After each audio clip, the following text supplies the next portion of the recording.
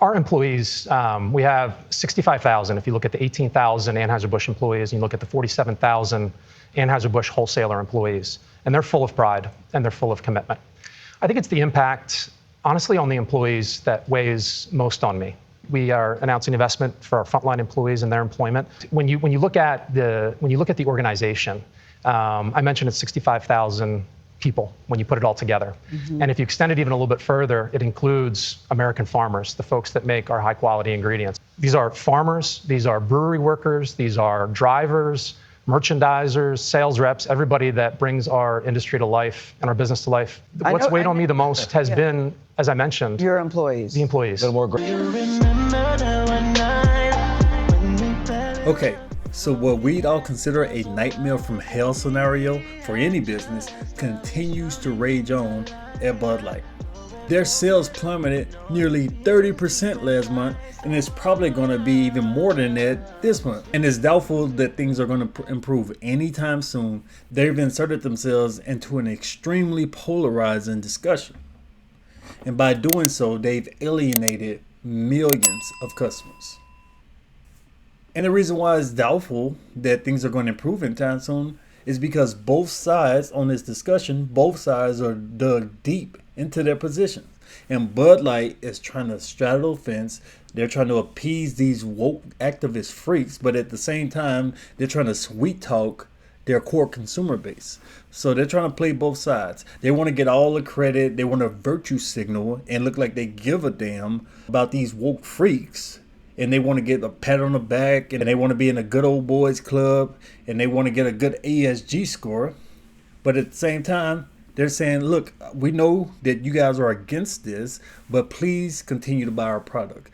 But the truth is, they're struggling. The CEO's doing all these rounds, he's doing all these interviews, and he's spitting out a bunch of jargon, a bunch of talking points and buzzwords. But one thing that he's not doing is coming to terms with reality. And the reality is they need to acknowledge what they did, and they need to take a stance in this culture war. They jumped into it, so they need to go ahead and take a stand. Whose side are you going to be on? It's binary. Are you going to be against the agenda, or are you going to be for it? But because they refuse to publicly take a stance, sales are dropping. Sales are plummeting. And sales are going to continue to plummet, and market share is going to be chipped off and go to other brands. So the nightmare is going to rage on. Let's check out this article here. Brendan Whitworth wants Bud Light boycotters to blame him for the fateful Dylan Mulvaney promotion and not punish the 65,000 people whose livelihoods depend on Anheuser-Busch. So here's the CEO of Bud Light basically trying to guilt trip his customers, basically trying to blackmail them. Hey man, look, you guys need to continue to buy our product. Don't worry about what we did. Put blinders on. Yes, we did support the woke agenda. We did pour money into these pride parades, and we did push all types of wokeness, but I want you guys to ignore that, because if you don't, I'm going to fire people. I'm going to fire everyday middle class and lower class people because you guys refuse to buy our products. So let me push my garbage, but you better keep buying this product or these people are going to suffer. Speaking of CBS on Wednesday, the former U.S. Marine and CIA spy, interesting, turned CEO of America's largest beer brewery, said the buck stopped with him when it came to the disastrous position with transgender influencer Mulvaney. So, buck stopped with you. Why are you still there? Why are you still the CEO of this company? This company has lost over $25 billion in market value. This company has lost millions of subscribers. The reputation is in a toilet for this company. And you're still there. You're still collecting your paycheck as a CEO. If you were truly responsible, if you truly gave a damn, you resign. You'd fire yourself. But you're just virtue signaling. One thing that I love to make extremely clear is that the impact is my responsibility. As a CEO, everything we do, I'm accountable for. He said in an interview, which he reposted to LinkedIn, but not before disabling the comments on the post. So you're disabling comments. You really give a damn about what your consumers have to say? If your customers are trying to talk to you, you make a public post Your customers, maybe they want to express frustration. Maybe they want to give their opinion on the matter. Maybe they just want to vent, get their outrage, let you know how they feel, but you're shutting them down. You said, look, let me talk to you, but you can't talk back to me. So do you really care about what your customers has to say? Enable the comments. Read what they have to say. Look at the videos of what people are saying. Stop ignoring your customers. And also, what happened to Anheuser-Busch? She's been on leave for months. Allegedly, she's been on leave. She's disappeared. You're saying you're responsible for everything? Where is she? You're saying you're responsible for everything? So you're saying you want to take all the errors, you want to protect her too? Is that what you're trying to do? Because she was so confident, she felt so comfortable, and she was all giggly when she was talking crap about the customers. But now she's in hiding, and you're saying blame you, even though you won't really take responsibility. Both of you guys are still getting paid, allegedly her. But both of y'all are still getting paid. No heads have rolled because y'all really don't give a damn. But now here you are trying to throw guilt on customers because they don't want to buy products because of decisions that you guys have made. Ask what troubled him the most. He said it was his 18,000 workers and an additional 47,000 people employed by its distributors. That number doesn't count the farmers he said were also affected by the boycott. So now he's talking like a politician. Oh man, we care about the farmers. We care about the little guy. We care about all those guys who make the country run. He's such a hypocrite. Politicians talk like this all the time, giving buzzwords and trying to sound caring, but the only people who believe that are sheep. And most of your consumers, they're a little bit smarter than what you like them to be, so they're not going to buy it. It's the impact, honestly, on the employees that weighs the most on me, he said. If it was the impact on the employees, when this outrage first started, why didn't you do what Yingling did? When Yingling got swept up in this controversy, they immediately came out and said, look, hey, that's not where we stand. And they nipped it in the bud. But you let it fester for months. So even if you came out and apologized at this point, it's not going to work. And if you cared about your employees, you cared about the bottom line, you would have took your stance months ago. You're just saying all this now because you're losing money. It's the impact, honestly, on the employees that weighs the most on me. He continued urging people to drink Budlight during the upcoming July 4th weekend. Yeah, I mean, the man was begging. Please buy our beer. Please buy our beer or I'm going to fire people.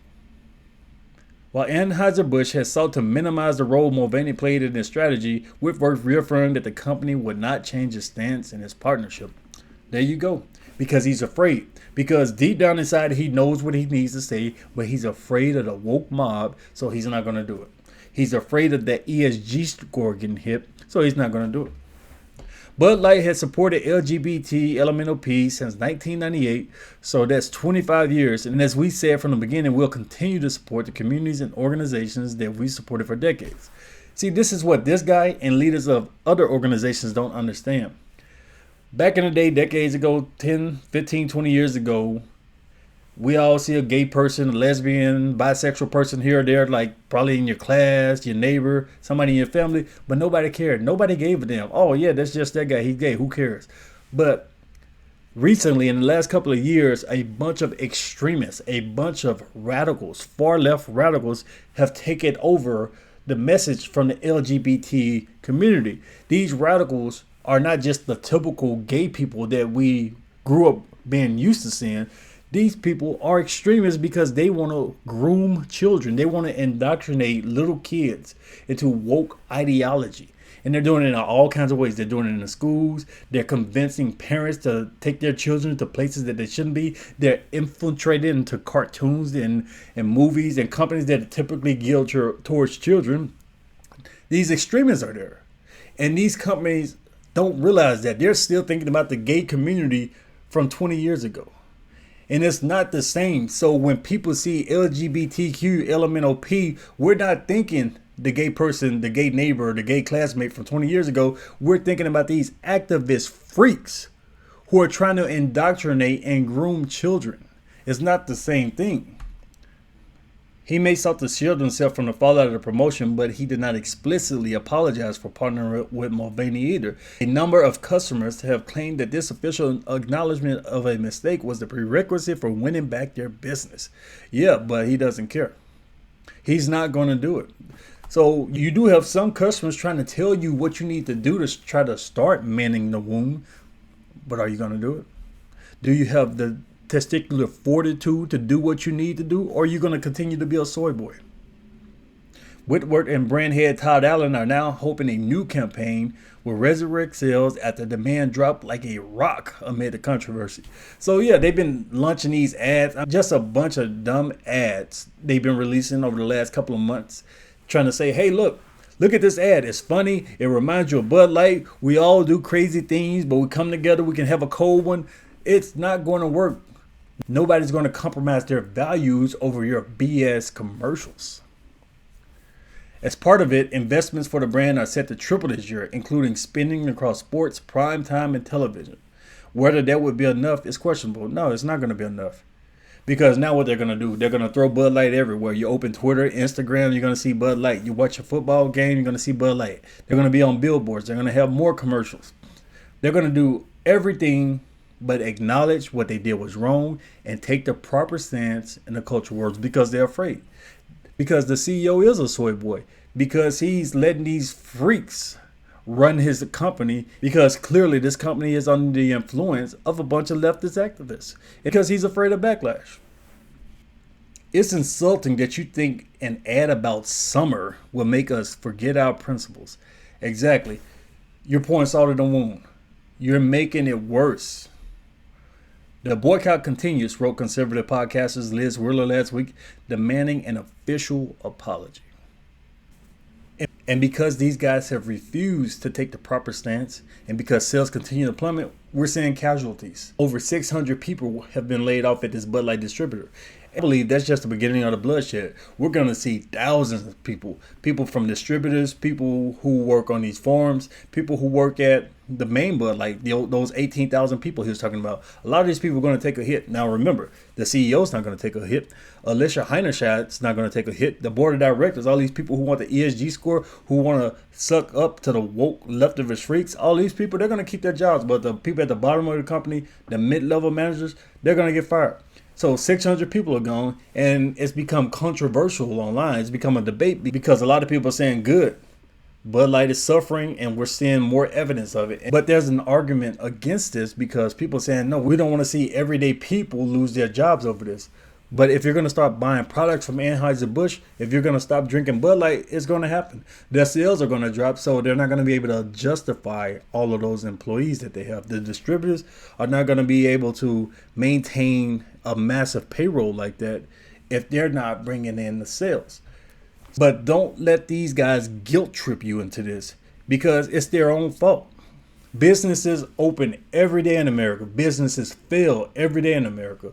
Usually small business, but sometimes massive businesses like Bud Light, they can go down too. But it's not the consumer's fault. If the consumer doesn't want to buy the product of whatever business, it's not the consumer's fault that the business went under. So if you start a business, you got 5 employees, 2 years later you run out of money, you go bankrupt, your employees are assed out, you can't blame the customers for that. You have to see, man, what did we do wrong that we couldn't bring in the money to sustain ourselves? As Bud Light, they need to ask themselves that. So when they start trying to guilt trip people talking about all the farmers, or the janitors at the office, or the low-level management team, they're all going to get fired, it's not the customer's fault. It's the upper management problem. They need to figure out what they need to do to maintain payroll. So don't let them run guilt on you. Don't let them try to blackmail you by saying that they're going to lay people off. So millions of people out on Bud Light, their sales are getting crushed. The CEO is an ass. He refuses to apologize. He refuses to take a stance. So the nightmare is just going to rage on. Let me know what you think. Leave me your thoughts down in the comments below. Thanks for watching. Do you remember that one night when we fell in love? What we had felt so right.